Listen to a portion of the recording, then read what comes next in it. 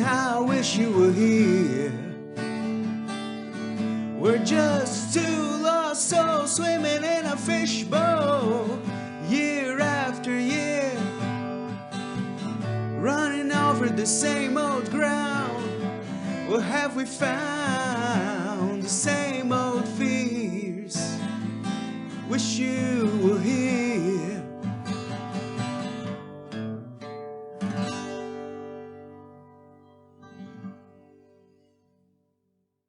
E aí, tudo beleza? Vamos para mais um Inglês e Música aqui. Hoje a gente vai trabalhar com esse clássico do Pink Floyd, Wish You Were Here.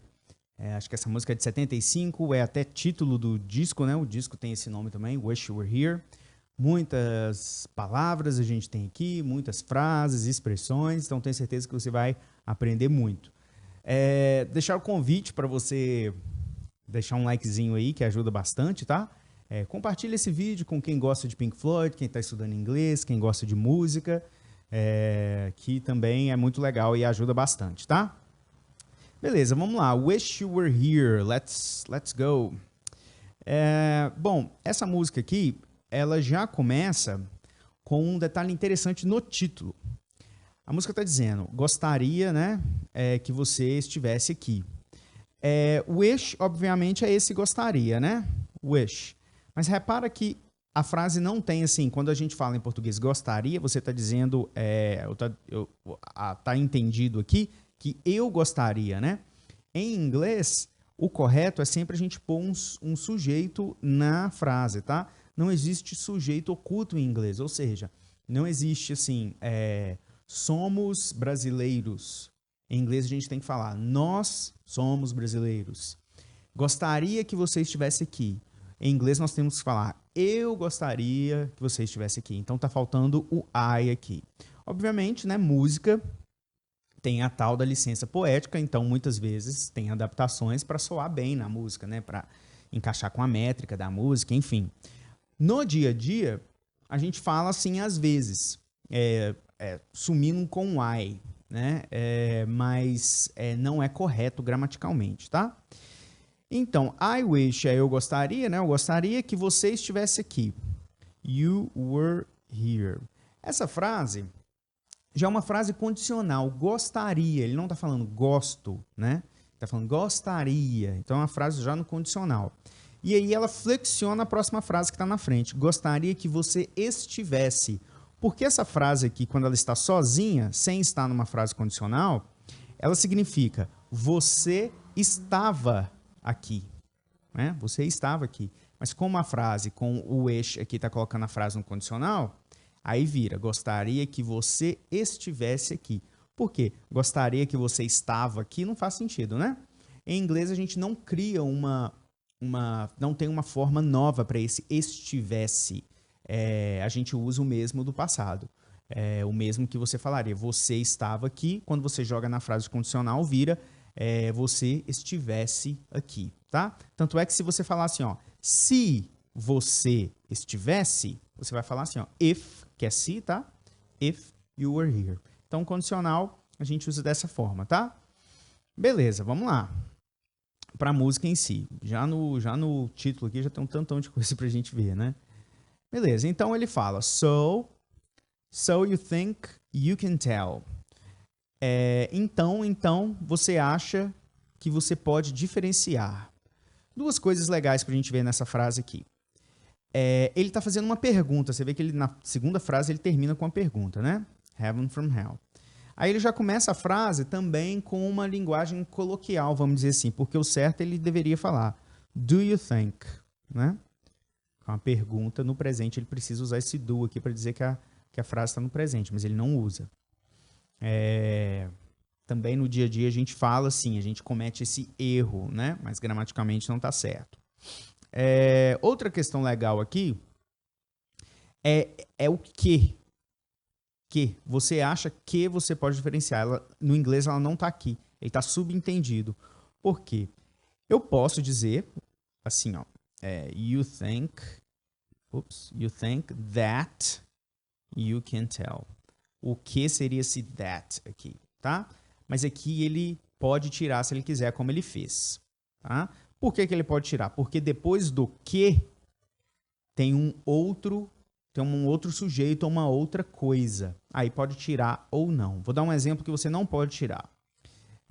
This is the store that sells Italian shoes. Essa é a loja que vende sapatos italianos. Então, como depois do que aqui eu não tenho um sujeito, eu não tenho uma coisa ou alguém aqui fazendo uma ação, eu preciso do that. Aqui em cima eu não preciso, eu posso tirar, tá? Porque depois do that eu tenho você. Beleza? So you think you can tell. Tell é o verbo dizer, né? Contar.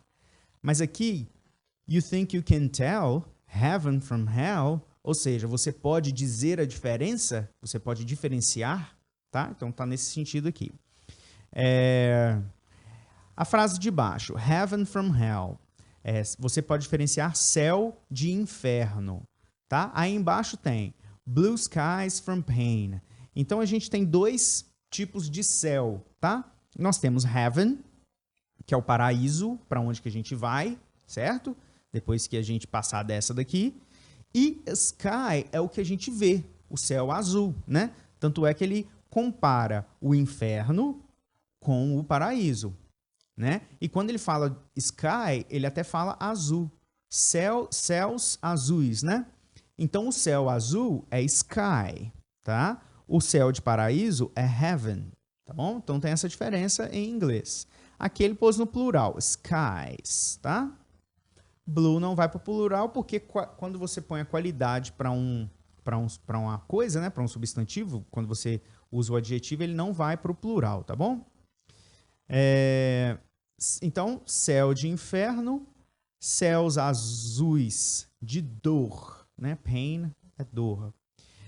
Aqui ele faz uma pergunta, uma outra pergunta, né? Can you tell a green field? Ele usa essa estrutura, can you, você pode, né? Can you, se a gente fizer uma afirmativa, vai ser você pode, you can, né? A pergunta só inverte. Can you tell a green field? Um campo verde, green field, from a cold steel rail. Quando a gente está fazendo tradução, é um pouco complicado, porque muitas vezes a tradução ela não se encaixa legal. E a minha estrutura aqui, meu objetivo aqui é enriquecer o seu vocabulário. Então, eu faço uma tradução de forma que você aprenda palavras novas.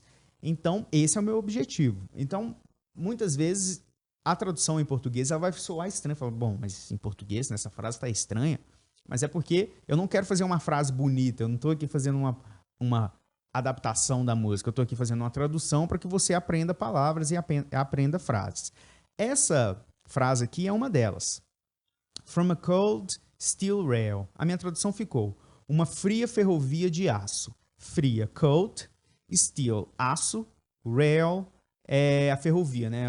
O trilho onde o trem anda, tá? E aqui embaixo, a smile from a veil. Um sorriso de um véu, né? Você pode dizer a diferença de um sorriso para um véu?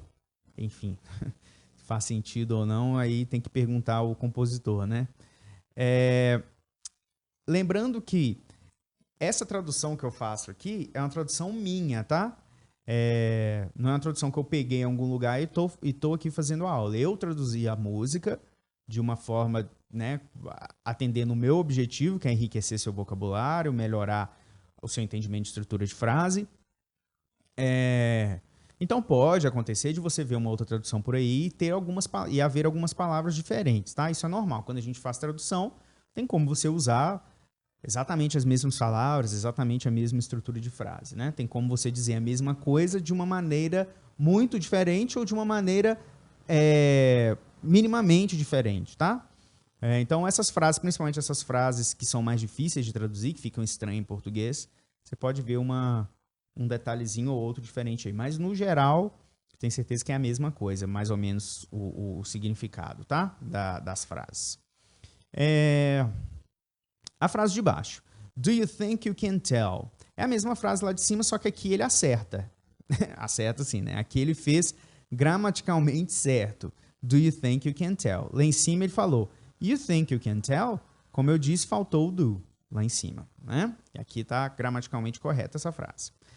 Did they get you to trade? Eles te fizeram negociar? Aqui também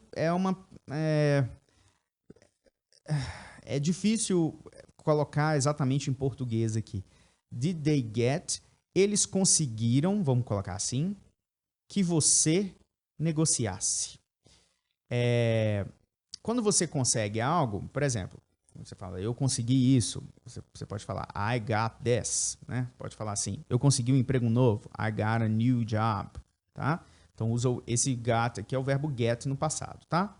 Essa frase aqui, inclusive, está no passado, porque o did aqui está dizendo que a frase está no passado. Quando a gente faz uma pergunta com do ou does, eu estou dizendo que a frase está no presente. Quando eu faço uma pergunta com did, eu estou dizendo que a frase está no passado. Esse did ou esse do aqui, eles não significam nada, eles indicam o tempo da frase. Então, esse get aqui está no sentido de conseguir. Aí eu traduzi aqui de uma maneira, eles te fizeram, mas pode entender também assim, eles conseguiram que você negociasse, tá? To trade é o verbo negociar. Beleza? Negociar os seus heróis por fantasmas, negociar cinzas quentes por árvores, com certeza, obviamente, cinza aqui que eu tô falando é de cinza de fogo, tá? Cinza de cigarro, cinza, a cor é gray, tá bom? Aqui é cinza de cigarro. Cinza de alguma coisa que queimou e sobrou as cinzas. Hot ashes, cinzas quentes, né? Por árvores, ele está fazendo a mesma pergunta aqui, né? Não perca o fio da meada, não. Eles te fizeram negociar seus heróis por fantasmas, cinzas quentes por árvores, um ar quente por uma brisa fria, tá? Uma brisa fresca, né? Cool é fresco, frio a gente viu lá em cima, que é cold. Aqui já tem cold aqui, ó. Cold comfort, um conforto frio por mudança, ou por mudanças, né? Vamos, em português ficaria melhor assim. Did you exchange? Você trocou, novamente, né? Por que eu sei que a frase está no passado? Porque a pergunta com did aqui. I'll walk on part in the war. Isso aqui é uma expressão. Walk on part é um papel de coadjuvante. Quando o ator sobe no palco, sabe? Um ator que sobe no palco só fica lá para... ele não fala muito, ou fala muito pouco, ou não fala nada. Essa participação chama walk on part in the war. Então, um papel de coadjuvante na guerra. Você trocou um papel de coadjuvante, né, na guerra. Papel de coadjuvante, a walk on part. Na guerra, in the war. Você trocou isso, né, um papel de coadjuvante na guerra, por um papel de destaque, a lead role, lead vem de liderar, in a cage, em uma cela. Então, você trocou um papel de coadjuvante na guerra por um papel de destaque na cela. Role é papel no sentido de papel de ator, tá? Role. O papel que, né, a gente usa para escrever é paper. Em inglês são duas palavras diferentes, não tem nada a ver uma com a outra. Aqui o verso final, né? How I wish, como eu gostaria. Como eu gostaria que você estivesse aqui. Aqui ele não subtrai o I, tá vendo? Aqui ele está dizendo, como eu gostaria. Lembra do título da música? O título da música é Wish You Were Here, sem o I, lá. Mas aqui ele faz gramaticalmente correto. How I wish you were here. Were, que é a contração de we are, nós somos. We're just two lost souls. Nós somos apenas duas almas perdidas, tá? Sempre essa inversão. A qualidade, o adjetivo vem antes, tá? Cachorro quente, hot dog. Céu azul, blue sky, certo? Nadando, swimming in a fishbowl. Nadando em um aquário. Swimming é nadando, swim é nadar, swimming, nadando, tá? Legal aqui que essa palavra tem dois M's, tá vendo que se swim é nadar, swimming, nadando, por que eu estou acrescentando esse M aqui, não só o ING? Porque, por exemplo, se eu falo work, trabalhando eu falo working. Se eu falo look, olhando eu falo looking. Por que aqui que eu acrescentei um outro M? Porque swim, isso é uma regra da língua. Swim termina, a terminação de swim, de trás para frente, M e W, é uma consoante, uma vogal, uma consoante. E aí eu preciso dobrar a última consoante. Tá? Vou te dar um outro exemplo. Get. Aí na hora de eu falar getting, eu tenho que dobrar. Por quê? T, E, G. Consoante, vogal, consoante. Trás para frente. Uma outra regra, um outro exemplo. Run, running. Running tem até na música aqui, ó. Running over, a gente vai ver mais para frente. 2 N's, mas o verbo é com um N só. Tá? Isso é uma regra da língua. Consoante, vogal, consoante. Se o verbo terminar assim, de trás para frente, tem que dobrar a última consoante, tá? Na pronúncia não muda nada, mas a escrita é assim. Swimming, nadando, né? Lembrando o ING que dá essa ideia aí de nadando, trabalhando, correndo, fazendo. Nadando in a fishbowl. Ball é tigela, né? Uma tigela. E fish é peixe. Então, tigela de peixe é o aquário, ok? Nadando em um aquário, ano após ano. Running, correndo sobre o mesmo velho chão. O que encontramos? What have we found? Okay? O que encontramos? What é o que? Encontramos, have we found? Certo? Se eu falar, chegamos, have we arrived?